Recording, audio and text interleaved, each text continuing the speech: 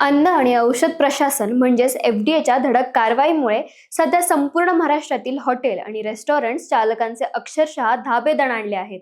राज्यातील अस्वच्छ खाद्यपदार्थ विकणाऱ्यांवर एफडीए कडून कडक कारवाईचा बडगा उगारला जात असून तुकाराम मुंढे यांच्या आक्रमक कार्यशैलीमुळे राज्यभरातील तब्बल 100 पेक्षा जास्त लहान मोठ्या खाद्य आस्थापनांचे परवाने थेट निलंबित करण्यात आले आहेत. एफडीएच्या या अचानक होणाऱ्या धाड सत्रामुळे हॉटेल व्यावसायिकांमध्ये मोठी घबराट पसरली आहे.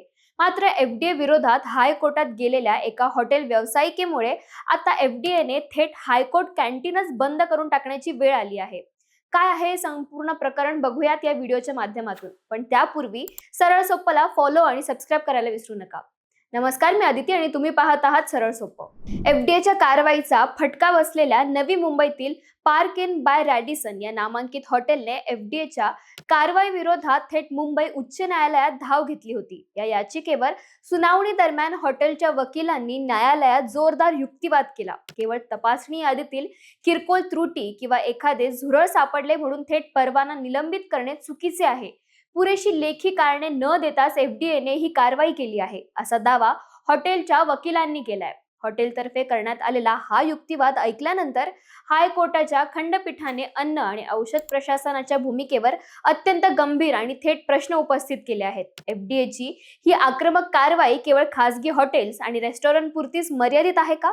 एफडीएचे अधिकारी सरकारी, निमसरकारी संस्थांच्या कॅन्टीनमध्येही अशीच अचानक तपासणी करतात का? राजकीय नेत्यांच्या मालकीच्या हॉटेल्स किंवा संस्थांवर कारवाई करण्याची हिंमत एफडीए दाखवते का?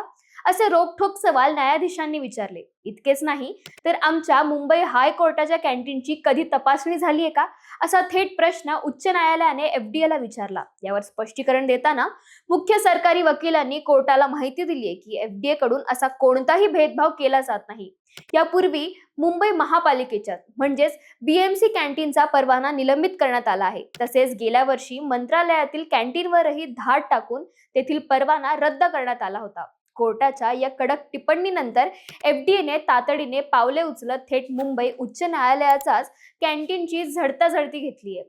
एफडीएच्या तपासणी दरम्यान हायकोर्टाच्या कॅन्टीनमध्येही स्वच्छतेबाबत आणि नियमांबाबत काही महत्त्वाच्या त्रुटी आढळून आल्यात. या तपासणीनंतर मुंबई बार असोसिएशनने खबरदारीचा उपाय म्हणून आणि स्वच्छतेने पुढील आदेशापर्यंत हायकोर्टाचे हे कॅन्टीन पूर्णपणे बंद ठेवण्याचा मोठा निर्णय घेतला आहे. जरी एफडीए कडून कॅन्टीन बंद करण्याचे अधिकृत आदेश आले नसल्याचे बार असोसिएशनने स्पष्ट केले असले तरी सुद्धा सुरक्षेच्या आणि स्वच्छतेच्या दृष्टीने हे पाऊल उचलण्यात आले आहे.